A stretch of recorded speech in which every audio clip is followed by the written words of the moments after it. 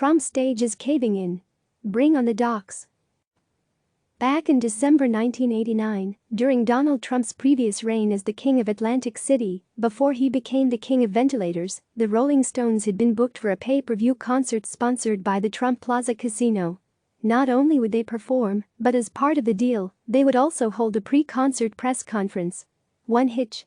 The Stones insisted that Trump could not be there. They even had it written into their contract. As the band prepared to meet the press, Trump walked in, ready to go to the podium too. The Stones refused to go out with him. One of their reps demanded that Trump leave per their contract. Trump was furious and stormed out. "What the hell's going on?" he asked Jack O'Donnell, the casino executive who recalls the story. "It's my press conference." As we now know, it's always Trump's press conference. "It doesn't matter," says O'Donnell. "He just can't stand other people getting more attention. He'll say anything if he thinks it'll get him to where he wants to be." But when the president mused aloud about the healing potential of disinfectants last week, his stage caved in. He wasn't getting the adoration he craves and believes he deserves. Doctors were pleading with people to disregard what Trump had said, and the president became a punchline. Republicans were privately fretting his daily appearances were dragging him down. And so Trump, having been rebuffed, predictably tweeted he was sick of it, complaining about hostile media questions, asking what is the purpose of his daily appearances, saying it's not worth the time and effort. Actually, the daily pressers would be worth the time and effort if the briefings were done by the doctors. Instead, we've watched the doctors sit passively, often uncomfortably, while the president undermines their work. Or forces them to go to the podium to revise and extend their remarks on something truthful they said that the president didn't like. Or as he tries to convince the public he's doing a great job. Touting miracle cures like hydroxychloroquine, promoting bizarre ideas, raising false hopes that the virus will magically disappear with warm weather. Each one, of course, flying in the face of science and into danger.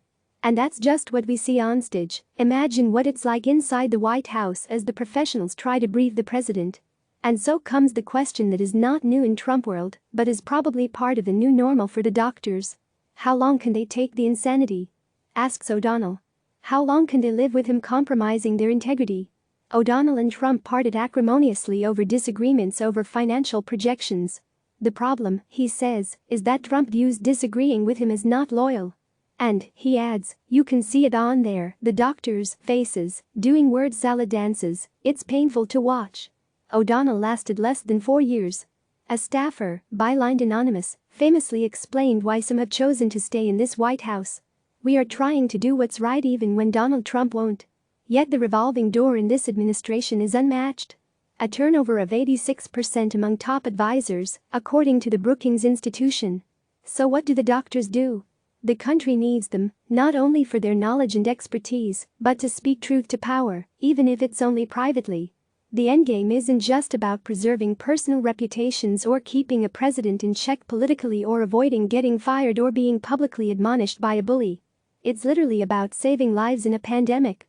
So sticking it out, even with Trump in charge, is the answer.